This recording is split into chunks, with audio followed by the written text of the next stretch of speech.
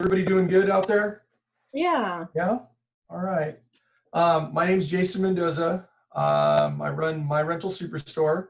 So for the most part, what we do is property management, okay?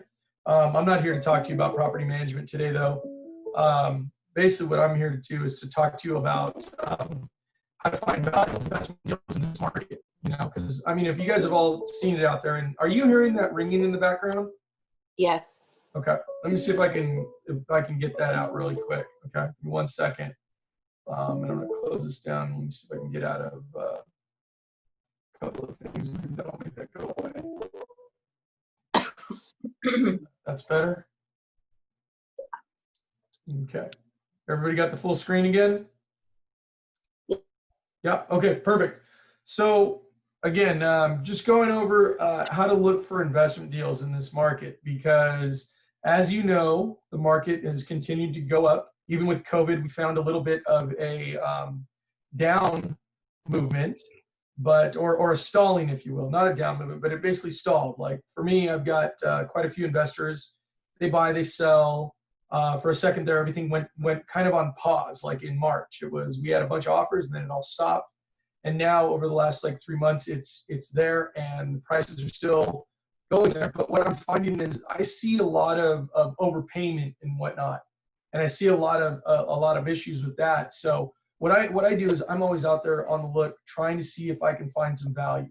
Okay, so that's mainly the gist of the course today is how are we going to go about finding some value in today's market. Okay, so first, a few things that I like to say when you are looking at a deal. All right, contemplate, evaluate, relate, and then initiate. Now in trying to find investment deals out there, it's really important that you get in and you evaluate the deal really quickly, okay? Because sometimes deals sound really good. It's hey, there's 4 units, it's 250,000, and you're like, okay, this sounds great, and they're promising you a lot of rental income, but it may not actually be there. So it's quickly going through and finding out, hey, what am I looking at here? Like for instance, am I being offered all studios? Okay, studios are very hard to rent out or keep rented out. Okay, it's not hard to get somebody in there, but it's hard to keep them there. They just seem to have a lot of turnover. So there's a lot of ups and downs when you look at units that have studios in them. Okay, what I usually look for is I'm usually looking for a breakdown that has at least 2 bedrooms when I look at the different types of units that are out there. Okay, so if I can get those 2 units, I know I'm going to be a little bit more stable. Okay, so the first thing that I always look at, I'm always asking, I'm like, what's the breakdown? If for anything that I'm looking to buy, if they tell me it's all efficiency units, all studios, then right away I'm like, hey, I'm out. Because as a property manager, I know what kind of difficulty that's going to be, and I know how that's going to affect you. Okay, remember, every time you have a turnover, as we say, that's going to cost you a month's rent. You're going to have to go in. You're going to have to deal with finding a new tenant. You've got to clean it up, maybe do some repairs, etc. The thing that you have to keep in mind too is that when you find some of these deals, and we're going to go through where you're going to look for them and whatnot, and when they come across, is you got to initiate pretty quickly, okay? Because outside of finding deals on the MLS, when you start finding them from outside sources, a lot of times they're aggressive and they're pushy, trying to make you buy the deal. So you don't have a lot of time. So you've got to initiate. You've got to get the dialogue going, and then you've got to evaluate it really quickly. So that way you can know, do I have an opportunity here, or does my client have an opportunity or not? Okay, those are things that you always want to take into consideration. And then you always want to relate it to something else that you may have had, or try to put it into terms that make sense. Okay, a lot of times we have owners that they're just getting into the game, and they don't quite understand. Hey, I want to buy and I want to do this and that, and you're trying to relate it to put it into just easy terms for them to understand. For instance, you've got a duplex versus a single family home. The duplex has 2 units. Single family has 1 unit. Well, when you think about that, there's a good and bad with that. Okay, if you have full occupancy, you've got 2 units, they're both occupied, that's great. You got 2 rents. Well, if one of them goes unrented, you still have half the rents. You got 50% of those rents, so you're still halfway there to your goal. If you got 4 units, you know, obviously if one of them goes unrented, you still got 3 out of 4, so 75%. So just kind of breaking it down like that and going, look, you have a little bit less, you know, risk because you have those more units that you can utilize to get those rents. At the same time, on the flip side of that coin is you've got 4 water heaters that can go out, 4 ACs that can go out, 4 tenants that will call you. So there's a little bit of give and take. And in evaluating that and everything, it's one of those things that I try to look at, especially with my first time investors. A lot of times what I'm telling them is maybe you want to start out with something that's a little bit more stable, maybe a single family or maybe a duplex. So that way it's a lot less moving parts, okay? I know it's not going to be as meaty as a fourplex sounds and as good as a fourplex sounds, but those fourplexes don't always work out that way, okay? A lot of times what happens is we've got to go in and there are tenants that aren't working out. They're not paying on time. There's deficiencies and things like that. The seller's going to tell you whatever the seller's going to tell you. At the end of the day, you're gonna end up with it, and you've got to, you know, make it work. That's not a problem, as long as you understand and you can convey to your owner, hey, just be ready in the beginning. Okay, this is a long-term game. I've done this so many times now that I've learned that there's no way to just go in there and you're going to start making money on day one. You have to be prepared to go in there and with the idea of, if I can go into my property and I can get enough money on a monthly basis to cover whatever the mortgage is going to be, then in a few months, I should be able to complete any kind of repairs, do what kind of turnovers and whatnot, so that way I can start moving forward and collecting on a monthly basis. Okay, so it's real important to just keep that in mind. Now, is that going to go? Is that going to be the first thing you're going to talk about? No, but it's definitely something that you want to consider when you're looking and evaluating these deals. Okay. All right. So first and foremost, so let's talk a little bit about finding a deal that makes sense. Okay. First things that you're always going to see from your investors or your buyers is, the first thing they'll look at is price. Okay. Price is very important. Obviously, it's going to determine how much value. It's going to determine what kind of loan you can get. Very important to look at that price and see where it's at. Now, keep this in mind. A lot of times when you see a price, if it's too good to be true, it probably is. Okay, so think about that. Hey, are they putting this down there for a reason? For instance, I saw a triplex the other day. It came up for one of my wholesalers, and it was 214, which for a triplex right now, that's pretty good. 214. You're sitting there going like, okay, that price makes sense to me. That's what, 70, little over 70,000 a door. Makes sense. And then I started looking at it a little closer. I'm like, okay, well, what am I looking at? What's my unit breakdown? Okay, and it was like, well, there's a 3-bedroom house in the front, and then there's a duplex in the back, and they're both 1-1s. And I'm like, okay, well, 1-1s aren't optimal, but it's not bad because I have that 3-bedroom in the front. The next thing I asked was, well, is it all submetered? And I didn't get an answer. And right there, I knew I had a problem. Okay, so submetering is very important because you want to make sure that you have each unit has its own electrical bill, has its own electrical panel, so they can be billed. Because the last thing you want to do is get stuck with a building where you've got to pay the whole electrical. Okay, so you start looking at these things. Anyway, price, location. Okay, location's another big one too. Okay, I've said this many times before. You're going to probably make more money. You're going to have a higher return in South Phoenix than you will in Scottsdale. Okay, you might have more upside in Scottsdale for price, but more often than not, you're going to probably get a better return on your money in South Phoenix.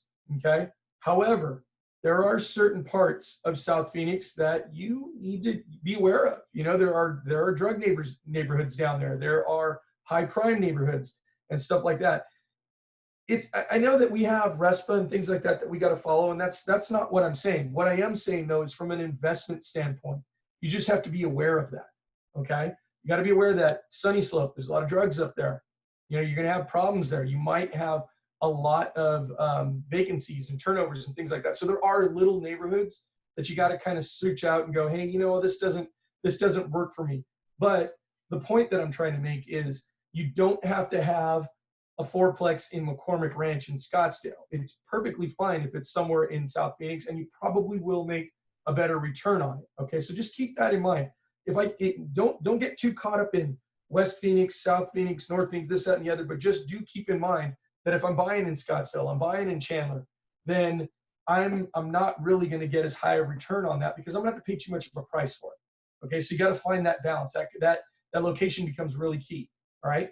Also, when you're looking for a deal that makes sense, okay, condition is very subjective. Okay, the condition of a property can mean a lot of different things. Okay, first thing that I can tell you, most importantly, and whenever you're talking with an investor and they are, let's just say they're a little more accustomed to a higher quality of lifestyle. Let's just say it that way. Okay, they're used to living in a very nice place. You don't have to have granite countertops and, you know, live on a golf course and everything else for it to make sense. Okay, everyone's different. There's no right or wrong, but the condition does not have to be immaculate if that's your taste. Okay, it has to be livable though. Okay, so what I'm saying is you want to make sure that it doesn't have to have granite countertops, but if it has nice formica, it's clean, there's no defects and stuff like that, that's perfectly acceptable. Okay, so when we're looking at the condition of the property, one of the things that sometimes we can get caught up with, or investors will get caught up in, oh, it's dilapidated, it's this, that, and the other. Well, sometimes it's not dilapidated, it just doesn't look beautiful. Okay, think of just like when you're selling single family homes, look at the bones. Is it built properly? Does it look like it's clean enough? Is there just a little bit that needs to be done? Are we talking about cosmetic things? A little bit of chipping paint, easily fixed up. Okay, cracked foundation, not easily fixed up. Okay, so condition, straightforward. All right, just look at that condition: price, location, condition, and then we got our maintenance. Okay, our maintenance is really important because if it has a lot of what we call deferred maintenance, okay, it's got leaky faucets, it's got, you know, leaks in the sink, it's got bad a lot of cracks in tiles, things like this, things that are just deferred and they have not been kept up. That's something that we can use as a price negotiator, or it's something that we got to look at because that might be a reason why this wholesaler or this person is trying to sell this property for so low. Okay, it's also a key for us to be able to go in and maneuver that price down a little bit. Okay, remember, every time we have every time we come to an agreement on purchase, right?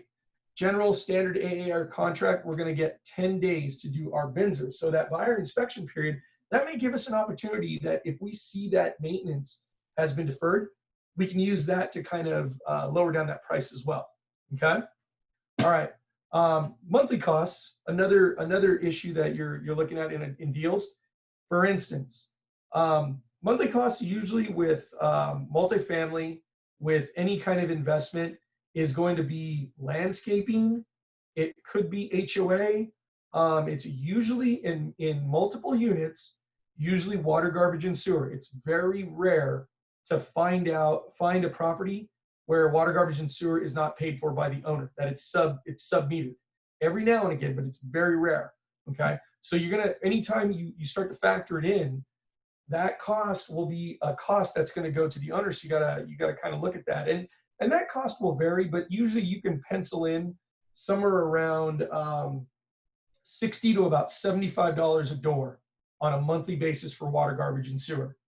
Okay, you usually ask them for the utilities, but a lot of times what happens is you have owners that they don't have the utility bills for you. They just have what they have. A lot of times they won't have all of their financials, anything. And especially if we're talking wholesale deals, it's you got to buy, and this is what I have, and you got 5 days. Okay, so it's got to be a really, really quick thing. So you got to kind of get your head around that. Okay, think of utilities, $60 to $75 a door on a monthly basis is probably what you're going to have to budget in. All right, if there's grass, if there's trees, if there's stuff like that in a common area, landscaping could be anywhere from 50 to 100. Okay, because you're gonna have to clean up the common areas. You have You can make the tenants clean up their immediate areas and everything like that, but if you have grass or something like that, that's something that could cost you there. Now, if you have a unit that has, let's say, xeriscape, it's got rock, it's got concrete, that's great, but you still might have some cleanup and whatnot that's on a monthly basis. You know, that could be 25, 30 bucks to have somebody sweep up. Just keep that in mind. That monthly cost is going to be in there. If there is a common area light, then you might have a little bit of electricity of just running that light. If there's a laundry room, okay, another monthly cost. Now that cost could be, the laundry room could get offset by having washers and dryers in there and being able to make that money. But just keep that in mind. Those are monthly costs that I'm looking at. That's something when I'm evaluating the deal. If it's going to make sense, does that monthly cost factor into where it doesn't work for me? Okay. Lastly, but not leastly, income. Okay. Big difference if for instance, let's go back to our 4 units. Okay. We got 4 units there. There's a huge difference if all 4 units are studios or if all 4 units are 2 bedrooms. Okay. If they're all 2 bedrooms, you're going to be much higher in income, okay, than you are in studios. If you got a 3-bedroom in there, that might even be another bonus for you. Okay. But you get that gross income on a monthly basis, and that's what we can work off of. We got to start with that gross income and go from there. Now, let me talk really quickly about income and rents, simply from the fact that I see this common mistake made a lot of times. I get a lot of, and I've had a lot of owners come to me, and all they want to do is evaluate a property from the standpoint of, does it have locked-in leases and how long are they for? They want to see these leases out for like a year or so, okay? Honestly, in this day and age, you're better off not having that, because a lot of times what happens is you end up and you have a property and you can go in, and if they're all on month to month, you can go ahead and raise those rents. You got an opportunity right away to add some value by raising the rents. Other times it's being able to just get rid of a couple of bad seeds. If for whatever reason they're able to provide you the rent roll, and you can look back and you can see that you've got somebody who's constantly late, it's on the ledger and everything, it's an opportunity to go in and end the lease, go get yourself somebody better, okay? So income as it stands isn't always the top indicator, because you can change that really quickly by raising rents, moving people out, okay? You got to really get your head around, though, what are the gross, or what are the average rents in the neighborhood, and what's realistic. Another thing that you will see on the flip side of that is when wholesalers are marketing deals, they will puff that income up. Okay, so it's real important. Go to Zillow, come ask me, look on the MLS, go, what is really the income of this unit, or what's a market rent for it? Because again, they'll tell you, hey, I got 4 units and all the market rents are $1,000 a unit per unit. Well, that's misleading. It could be $1,000 a unit if they're all 3 bedrooms, but this place is all efficiency units. So look really close at that breakdown of how many bedrooms and baths you have in each unit for income becomes real important. Okay. All right. Let's see here. All right. So first thing, or when we talk about with price, how much and where is it at?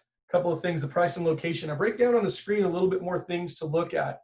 Okay, square footage, how much square footage each unit, lot size, the number of units that are in there. Okay, these things all become very important. We touched on bedrooms per unit, and is there room to add on? Okay, I'll touch on this really quick. Okay, room to add on is a little bit misleading. Another thing that I use, but it can work out in your favor, and here's why.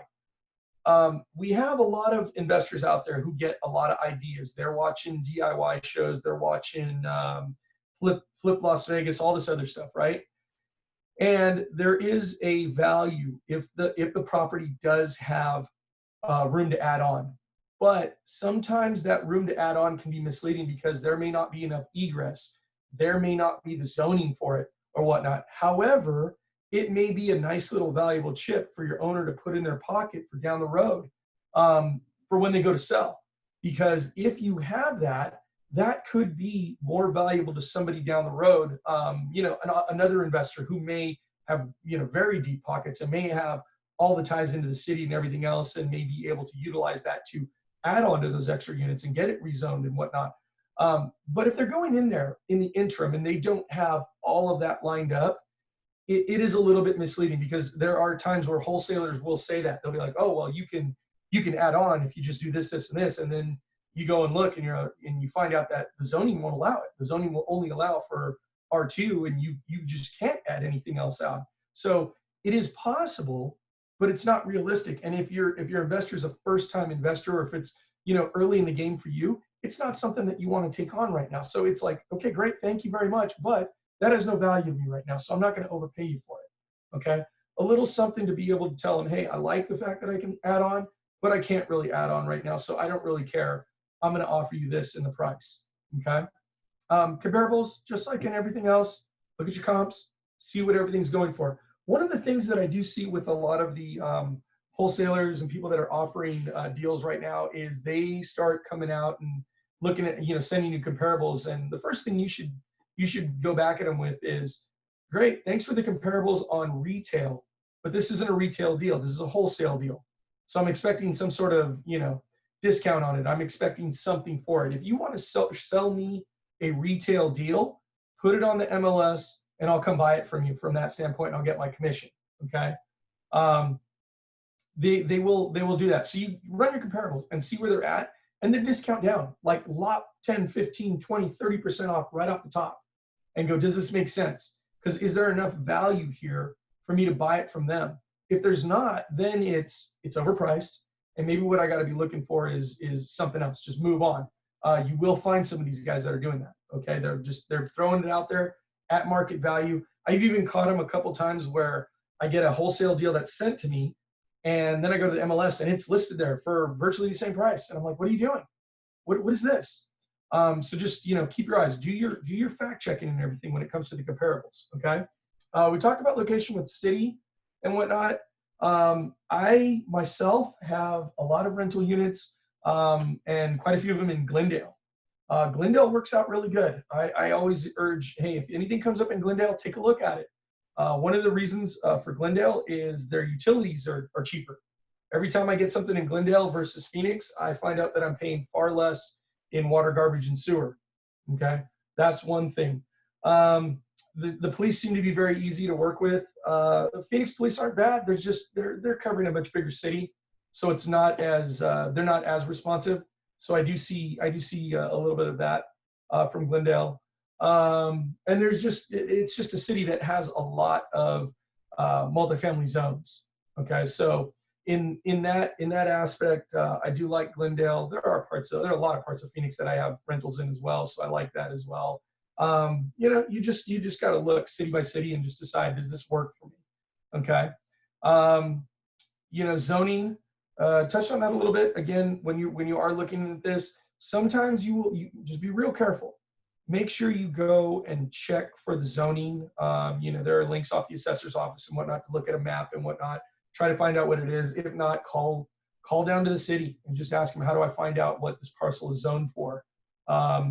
Make sure, because again, a lot of times you will have deals that will thrown your way, and they'll say, hey, multifamily opportunity or this, that, and the other, and you find out I can't zone it. Or sometimes the wholesaler will tell you, hey, you've got these 3 units. Why don't you just get them submetered, and then you're good to go. And then you find out you can't get them submetered because it's an illegal threeplex. It was built this way, and they won't let you have those. They won't let you have the meters on there. So just look at the zoning, okay? Real important to look at. Amenities, just like in anything else, parks, freeways, access, stuff like that, airport, industrial, shopping districts. If there's a bad element, drive the neighborhood. I always encourage that to you. If you're moving quick, then get in the car, drive around, look to see, are there a lot of issues that you potentially see there that might dissuade renting it out. Ultimately, what you really want is you want a unit that is easily rentable, okay? I don't want to get into something and then all of a sudden I find out that it's backing up to, an oil disposal plant, and it's constantly smelling, and it's got some other issues and things like that. Very easy to check them out. Just look around, give it the eye test. Then you can check on you know, for environmental issues and things like that as well. But it's just the eye test a lot of the times. That gets you through that first spot of, does this thing make sense? Is it in a residential neighborhood that works for me? Is it on a busy street? That might dissuade some people. Does it have a lot of people walking through the alley? You know, that might be a problem. So just keep your eyes on that. What works for renting it out to tenants? Now, again, don't ever forget, it's not where you will live. Will it work for tenants that are willing to pay $700 a month, $800 a month, and whatnot? Okay, so just keep that in mind. Is it enough to where it's going to be easy because maybe it's close to a good school? It's something like that. Okay, just does it have something that will continue to attract a never-ending supply of renters? You know, if you're looking to buy in Tempe, let's say a good deal comes across in Tempe, maybe you're thinking right away, never-ending supply of ASU students. Okay, if you're close enough, that's a possibility. That's a really good thing because you know that's going to be coming year after year after year. All right, so keep that in mind. I mean, I've gone a couple times and you know, just saw an amazing deal. Pictures look good and everything. Then I show up over there and it's like house, tire factory, disposal yard, busy road, and like nobody can even get in there, in and out very well. Just bad foot traffic for people, you know, potential new renters. So you're sitting there going, wow, this has a lot of potential issues here from a rental standpoint. Okay, and it's something that easily curable by just drive by, and if it looks like it's not gonna work, then just pass on it. Okay. All right. Condition. When we're looking for deals and stuff like that, again, things that can that we need to consider: interior and exterior condition. Okay. Now remember, if you have a deal and it has, you know, let's say the paint's faded on the outside. Okay. You don't need to paint it. It doesn't require paint. If it's all chipping and you see rotted wood, then you need to go and probably paint it, seal it, do something like that. But remember, aesthetically, it may not matter as much for the renters, okay? Especially the exterior. The interior, probably gonna be a much bigger deal. If you've got dark spots on the wall, you've got a lot of things like that, then yeah, that probably is gonna require immediate painting, okay? So just keep that in mind. Plumbing's really big. If you come across a deal and there's a major plumbing issue, that is a huge chip for you to play because a lot of people are gonna steer away from it. But that's going to require one thing. The most important thing, I think, is just get your plumber out there, one of your guys who can camera the lines and tell you, do I have a major problem here or not? And is it easily fixable? Okay, because if you have a plumbing issue such as galvanized pipes, that might cost a lot to replace. Okay, now if you're you know, in the position to where you have access like you all do to my home group and its network of agents, they a lot of times will have access to guys who do plumbing and things like that can remedy that and put in new pipes at a more costly manner. It just depends on if your investor can stomach that, or if something that you're willing to do. Okay, electrical, another big thing. If you have you know, the old electrical outlets, the old electrical switches in the box that are round. I mean, those things are prehistoric, your breakers. If your breakers are like that, then you might have a little bit of a problem there because you might have to rewire the entire house, okay? If it's a little bit older box and they tell you that, hey, it's aluminum wiring isn't even that big of a deal. You'll have a home inspector tell you, oh, it needs to be all copper and whatnot. It's not true. You can't, there is an adaptation so that way you can fix that aluminum. And the aluminum, well, it does give you a little bit Hello, more, this is Michelle. Hello? Anyone? Okay. So if you do have anyone who does have the aluminum, there is a fix. There's a workaround there. Okay. But if it is those older breakers and whatnot, then you might have to end up rewiring. So look at that. If it's got all old electrical outlets, you know, a big thing, you might have a big problem. But if you do have just a few broken outlets and whatnot, easy to fix, piece of cake. Okay. Your AC units, pretty self-explanatory with the AC units and whatnot, but just keep in mind, if you got a lot of old AC units or swamp units, then you're going to have to do that turnover. Okay. Your roof, taking a look at the roof, just seeing, hey, do I have several years left in this roof, or am I going to have to replace it right away? All right. all those things on the left side, all really big things to just take a look, make sure that you have that condition. And if that condition is dilapidated or whatnot, utilize that as your bargaining chip to kind of bring it down. Okay. A little bit small to a smaller degree, appliances and whatnot. Appliances come and go in rentals. I'll tell you, it's very rare that if you're not doing high-end rentals that you're going to put in new appliances, because your tenants will just tend to, they break down over time and whatnot. But I mean, if they're workable and whatnot, take a look at them when you come in and whatnot. If they're broken, then understand you're going to have that cost. Common area costs, again, that's partly landscaping, trees, things like that. I was talking about the grass before. If you have a lawn on a property and it is advantageous to change it to a desert scape, then a lot of times I'll recommend change it to desert scape, because now you're going to reduce the watering cost, and it might actually look better. Because when we have lawns here in Arizona, we have to basically plant in the winter and again in the spring, just because of the differing in season and how it works. Well, in a multifamily, it's not always going to be something that you're going to do. So then, it's not even going to, the lawn isn't even going to look good for half the year. So maybe sometimes putting rocks in there and just reducing down the cost works better for you in your model. All right. Landscaping, irrigation, laundry facility. A laundry facility is a nice little feature to have. I've got a couple guys who they have laundry facilities and have their paid machines, and they end up pulling out quarters left and right.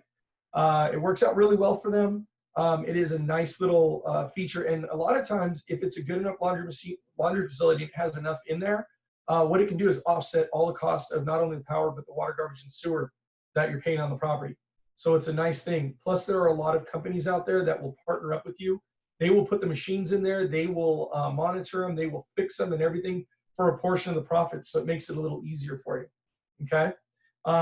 Flooring, just check out what kind of flooring you have and whatnot, what kind of condition. If it's tile, that's really nice, because it makes it really easy for you to clean up tile, keep it going. It's a long-term solution. If you got a lot of carpets, then you've got replacement and things like that.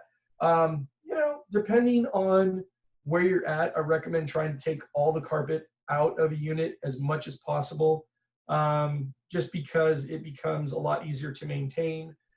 Even though we are going with the vinyl laminate now, planking, which is really nice and it is cost effective, tile's still gonna work out best in your lower end rentals over time, just because it's so easy to clean, it's so efficient, it's very durable. But that vinyl plank is really good too. So if the cost is a question, then that's also a nice little way to go. Okay, windows. I want to say something really quick about windows. Okay, double pane windows are awesome for when you live there. But if you have a rental, every time they break a double pane window, you're looking at, $200, $250 to replace it. So it's not always the most ideal thing. Sometimes single pane windows actually work out a little better in your favor, because you're not paying the power bill, and if and when they break it, I should say, it's cheaper to replace. Okay, but it's got to be relatively newer ones. If it's the old Chris cut 50 style ones where it's individual planes, then you might want to think about replacing those. Okay, all right. Maintenance and monthly costs, utilities, landscaping, things that we were talking about. Leaks get really expensive. So when you're doing your evaluation, you're really looking to see, are there any kind of leaks or whatnot, and testing that. Your broken fixtures and whatnot can be pretty easy to replace, easy to deal with, but also something to always keep in mind. Again, I always recommend having your plumber go out there and just camera the line, see if there's any, hopefully he can tell you if there's any kind of bellies in the line or anything like that, because that's a big thing. If you've got to dig up that plumbing, it's going to be really, really rough.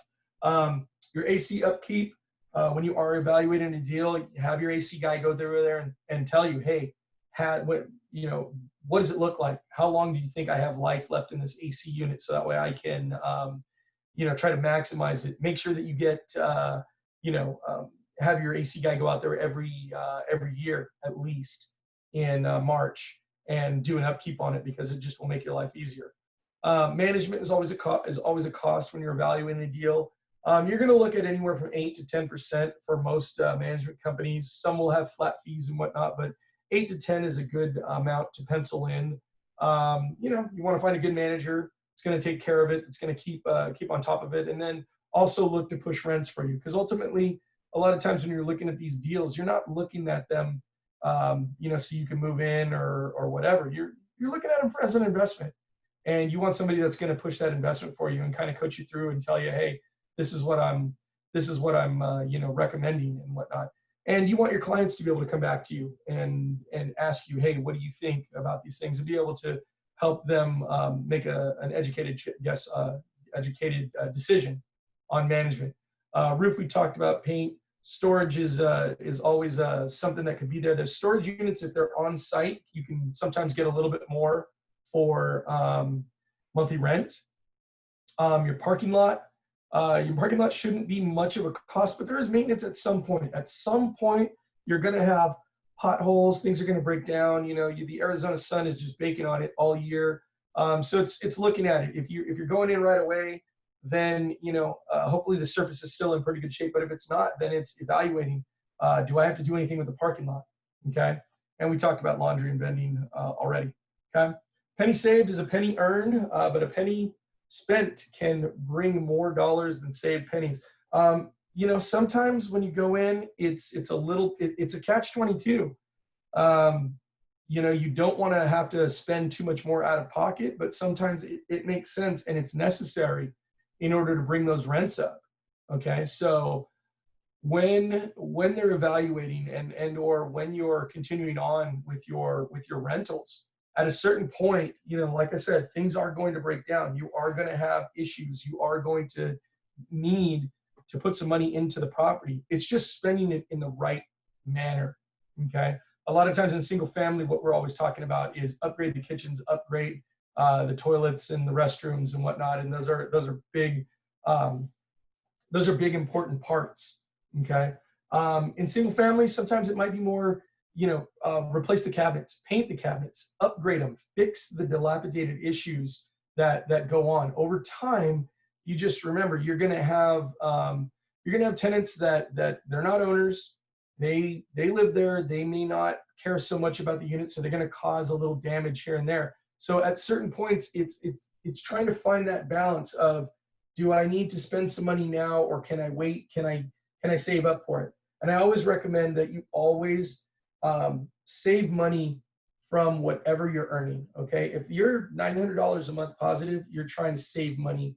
You know, save some money so that way you can put money back into the property if need be. Okay. All right. So those are some definitely some things that we want to look at. All right. So let's get a little bit more into what are we going to do. All right. We got to make daily duties become your habits. All right. Just like anything. All right. When you're an agent, you have to be constantly looking. How am I going to fish this stuff out? All right. When I'm looking for deals, I'm scouring the MLS, and I got to do it daily. All right. I'm not only looking at single family, duplexes, triplexes, fourplexes. I'm just looking at everything I can. If that's what I'm looking for, if that's what I've been charged with by a potential buyer, then I've got to look. And I look at the MLS, because the MLS, you have a hot sheet. You should run that hot sheet every day, 24, you know, run the last 24 hours daily and see if something new came out. And that hot sheet is customizable. You can customize it for multiple dwellings. If condos is what you're looking at, single family, things like that. Run that hot sheet and, you know, put a price in that is below market and see if anything comes. Okay. See if something is thrown out there that right away is an opportunity. All right. Also run MLS searches for stuff that has been on the market for a long time. Okay. I can't tell you how much stuff that just ends up sitting out there. Number one, because it's overpriced and it's just been on the market. So people stop looking at it. All right. I don't think I've ever met an investor who's not willing to listen. They may say they're not, but they always are. So after a certain amount of time, sometimes investors get tired and they're like, forget it. I just want to unload it. So you got to constantly do those things on the MLS, so that way you're daily looking for those deals. Don't forget that's an easy thing that you can do, that you can add, that adds, you know, 2-3 minutes to your day. But I guarantee you, Not everybody here does that. I don't. I forget to do it. I get so busy with everything and whatnot, and you miss a couple of deals. So don't forget to do that. Go in there and run your hot sheet. Look for that. Okay. Different things that you can search for. Again, on that hot sheet, that old listings I told you about, expired listings is another good one. Okay. If you look and notice some expired listings on multi-unit, there is some opportunity there. Okay. There is a chance to maybe call that agent, maybe call the owner, look up the owner. You know, people call on expired listings all the time for single family, but there's also an opportunity on multifamily. Okay. You're also going to want to keep an eye on specific brokers. All right. You know, I list quite a few of them. I know S.J. Fowler lists a bunch of them, but you get to know different, and as you're looking through the listings, look for different agents who have multiple family deals or whatever deal you're looking for. Just when you're looking through the system, keep a mental note and then start to follow that person. Start to find out what are they, you know, what are they listing? Maybe call them, ask some questions, see if they've got a pocket listing. Okay, that's always a good way to do it. Specific brokers, you'll see that we all we have different specialties and whatnot. And you've got to find those ones that have the specialties that work for you. Okay. The multiple dwellings, we touched on all this stuff, gross rents, expenses, all the different things to look at when you are going through and doing your searches on the MLS. Okay. One more thing, on multi-property, sometimes you have properties bundled. Okay. And you've got owners who are insistent on selling together. They think they have to sell it together, but that doesn't always have to be the case. But sometimes they put properties bundled together. And what ends up happening is it takes it out of the deepest pool for them to find buyers. A lot of times what you end up with is, you know, 3-4 properties bundled together and the price is $1 million, 1, 2, something like that. You got a lot of people who aren't even looking at that. Okay. So look at that, because sometimes you can chop it up. It's just we forget to do that. Okay. All right. So then let's talk about wholesalers real quick. Okay. Literally hundreds, probably thousands of wholesalers that are out there all across, and they want you to get on their mailing lists. Okay. Google search, Arizona wholesaler, Phoenix wholesaler. Okay. Wholesale properties, Maricopa County, whatever. Just do your Google searches and start looking for them. There are new ones all the time. I know that there's a wholesaler called Keegley. I think their license is under this brokerage, and so you've got wholesalers that are out there. But that's how you find them, and you want to get on their list, okay? Because what this is going to do is this is going to start to open it up for you, where you're going to let them do the work. They're finding the deals. They just start sending them out to you, okay? And then the other part of that is, as you're starting to get in their list, miraculously, you're going to end up on other people's lists and whatnot. Okay. If that's an issue for you, if it bogs down your email address, create a new email address and just have it go there. And that way you can compartmentalize it. Okay. But that's where you want to start to get in the know on something like that. Okay. Wholesalers are a big connection to be able to get at some deals that may not be out there. Now, let me give you a little warning on that. A lot of them are garbage right now because they're trying to oversell. They're oversaturating the market. They're sending you a lot of trash. Don't get discouraged. Okay, it's like panning for gold right now because, again, the market's a little overinflated and whatnot, but that's okay. All right. I used to have, you know, and I still do, literally hundreds and hundreds of deals that come across my desk annually. And the thing is that a couple of years back, it used to be, you know, 1 out of every 4 or 5 deals was decent. You know, now it's maybe 1 out of every, I don't know, 50. You know, a lot of them are just, they don't make sense and whatnot. That's okay. That's not the point. The point is you got to consistently do this and consistently wade through it and consistently talk to these people. Okay.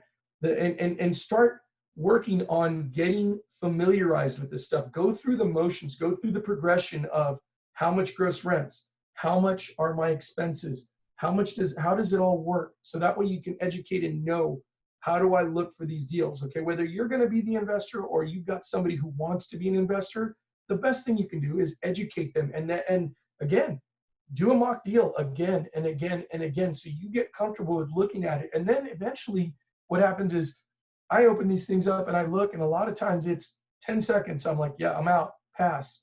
And I know right away because location, the breakdown, the price point, whatever. You know, it's just a matter of doing that. So establish those connections with wholesalers. So, wholesalers, okay? Next one is hard money lenders, okay? All right, same thing. Google some of them. Google hard money lenders, Phoenix. Start hard money lenders, Arizona, Maricopa. Make some calls.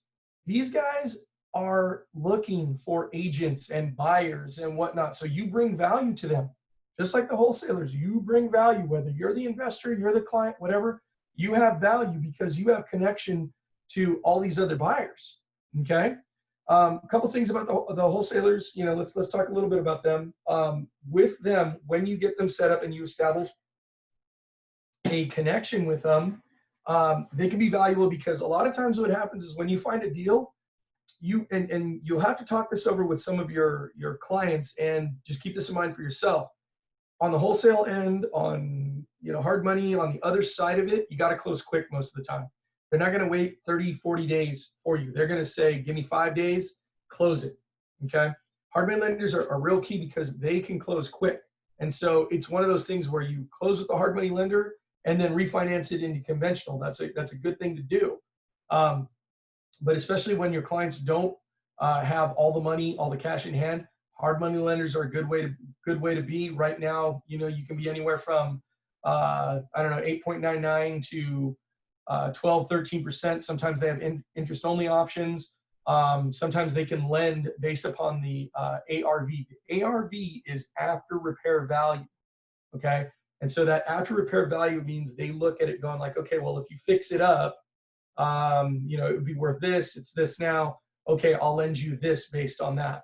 All right, so that it just depends. Certain situations with hard money lenders, they can let you get in with lower down payment. So if you're going to go conventional on a 2 units, 3 units, 4 units investor, you're usually going to have to put down 25% to be in a conventional loan. Sometimes hard money lenders will drive by and go, you know what, I'll lend you 85% on it, which is fine because in your initial purchase price, you may be picking it up for, 20% below market value anyway. So now your owner has a chance to pick it up for less down, then refinance it and be able to pull, not pull money out, but have less money into the deal, thus increasing their return on investment. All right. So you got those lower down payment options that are there. Hard money lenders can help you with fix up funds and things like that. And another thing that they have, here is another way to find a deal in an overpriced market, is they have returns and foreclosures. Okay. And these are not foreclosures that are out at Maricopa County or anything like that. I mean, they can be, but a lot of times what will happen is the note reverts back to the lender. And before the lender sends it back out, they can sell the note off. They've got flexibility with it. Okay, because they ultimately are the ones that are going to decide, am I foreclosing? Do I stop the foreclosure because I have somebody else that's willing to buy and take over the project? So one of the things, as you talk to hard money lenders, you want to ask them, do you have any foreclosures coming up? Do you have any returns? Do you have anybody who's in trouble? Because I'm looking for a deal. And you'd be surprised at what you can get out of that too. You just have to make the phone call. Okay, you got to ask about their inventory and make the phone call. All right, the hard money lenders have privy to a lot of stuff. Also, ask them if they know of other investors who are looking to partner up. Okay, keep this in mind. You do have investors, or you have investors who may not have enough money to complete a deal on their own. So they're they might need somebody else to do that. There's nothing wrong with partnering up. It limits your exposure, limits your exposure. And gives you an opportunity to have somebody else that has skin in the game, so you have more people that are working on it. Okay, it's also a good opportunity. So if people are doing that, you can find other investors who are looking to partner up. All right, Craigslist. Craigslist's not great anymore, but you know what? You can find some stuff on Craigslist. So don't forget to go through there, sift through it. Facebook Marketplace too. Just sift through it, see if there's anything there. The biggest thing that I can tell you in trying to identify and find deals is just make phone calls. You have to make phone calls. You have to continuously look at the different avenues that you have available to you. Make some calls and you'll be so surprised at how many doors open up. I think one of the things right now is we get so used to texting and doing everything kind of hands off and whatnot that we forget to pick up the call, pick up the phone. Sometimes just pick up the phone, and just because you're calling, you could be the winner on that one. Okay. And then Google searches and Yahoo searches, wholesale properties, FSBOs. FSBOs are still they're tough because a lot of times for sale by owners, they have unrealistic expectations, but it never hurts. It never hurts to call a couple of them. But look for different things. Other thing too is do some Google and Yahoo searches on lease to own. See if anything comes up there. Look for lease to own on Craigslist and stuff like that. Lease to own is an old technique that people used to use a lot. I get people who call on it a lot. There's not a lot of owners who are willing to do it, but there are people out there who put deals out and think that something could be there. You never know. Make that phone call, and you don't know who you're gonna find or come across that could work for lease to own. Okay. Let's see here. A little bit about me. My Rental Superstore is the name of my company. We do property management. 8% monthly fee is what we charge. We do it all, A to Z. We're here to handle all the questions. We do a 4% listing or tenanting fee. And we work a lot with my home group agents. I usually cut a discount on that monthly fee for property management if I'm managing for you directly. Also, as an agent, you can go and you can find the renter. We'll help you screen them and whatnot and get it done in that manner. But remember, more than anything, that's me. That's what I do. Blah blah blah. I'm a resource for you though, okay? Because again, my whole thing is to help you find more deals, close deals, do what whatever you need. Call me if you're having troubles with rent comparables, a market analysis, especially if you have landlord-tenant act issues for you, your one of your friends, yourself. You're having difficulty with a landlord. You're having things that come up. I have people call me about this all the time, and I will do my best to tell you this is what you got to do, or these are your rights. Okay, because sometimes we think we know what's going on, and unfortunately, it may not be that case, or the landlord may not know what's going on, and they tell you the wrong thing. Okay, so please call if you have agent or tenants who are having those kind of problems. Tell them to call me. I'll be more than willing to listen to their situation and see if I can help.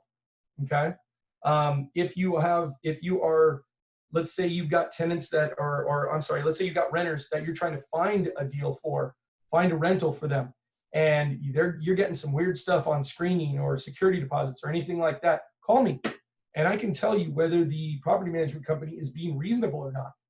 Okay.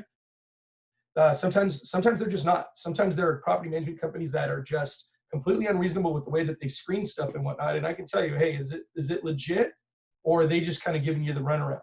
All right. And if you ever have somebody looking for a rental, please don't hesitate to reach out. Anything in our portfolio, we'll let you know, hey, this is what we have available in this area. Tell us how much and whatnot, and we'll see if we can help you, or at least point you in the right direction. If you're having trouble with finding rentals for some of your clients. Okay. Yeah, that's an hour already, guys. I can't believe this. That was quick.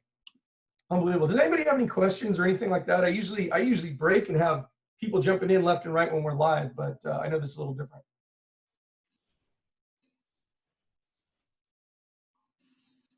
No? Quiet crew. All right, no worries. I hope it was helpful. Oh, there she is. Jason, are you there? I'm here. What does it mean? I've started Googling some of these sites.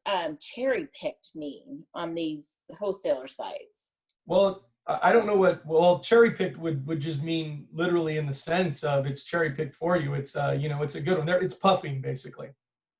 Puffing? Puffing. You know what puffing is? Remember puffing? Yeah. Yeah. Okay. Yeah, that's a little bit of puffing. If they're saying cherry picked or anything like that, then that's fine. But ultimately, you have to look at it and decide whether it's cherry picked or not. Okay. But yeah, that's what I would say. Great information. I've done property management in the past. I had my own in California, but I've never gotten into buying and purchasing. So while I know a lot of what you explained, there were some really good things that came across for me because I'm in that process of starting that. Awesome. So. Yeah, Awesome. and keep Very in much. mind too, it's so landlord friendly in this state. Very, very landlord friendly. We can kick people out in like 25, 30 days if need Yeah, be. it's very different here. Great. In California, you can stay in your house forever and not pay rent. Yep. That happened to me first time I had a rental in California in Sacramento back in 2003. So you know yeah. firsthand. Yeah, I know firsthand. Yeah, it gets ugly, but it's completely different here. So Yeah, so very this exciting. is great information. So thank you. You're welcome. You're welcome. Thanks, Kelly, for putting this on. Yeah, and I'll just plug, I mean, these same people, I don't know if they want to listen again, but you know how we're doing live classes every Friday with Johnny Walker, and we have a different guest every time. Well, this Friday, it's going to be both Jason again and Michael Broderick, so two pros at fix and flips, investments, all that good stuff. So Friday morning, 10 a.m., you just tune into the My Home Group page on Facebook, not the mastermind, but the My Home Group business page. It'll be live. Great. Yeah. No, I'm excited, and I'm really excited to get in there and talk with Johnny and Mike and just see how just go through and see what kind of information and questions that he has. It'll be awesome. What's your phone number, Jason, or your email address? Email address is real easy. myrentalsuperstore@gmail.com. Okay. And let me give you my phone number real quick. Okay. 602 327-5584. And where do you manage properties? All over the valley, or? Yeah, we've got them as far as Buckeye, as far as Queen Creek, Okay. Gold Canyon. Even one of my guys was looking at one in Gold Canyon, Cave Creek. I mean, we're all over the place. West side, east side, and we even have a team down in Yuma. Okay, just because I get people asking me sometimes for property in the area. Yep. So good to know. We'll cover it all. Great. All right. Cool. Thank you, guys. Thank you. Have a good afternoon. Thanks, everybody. Bye.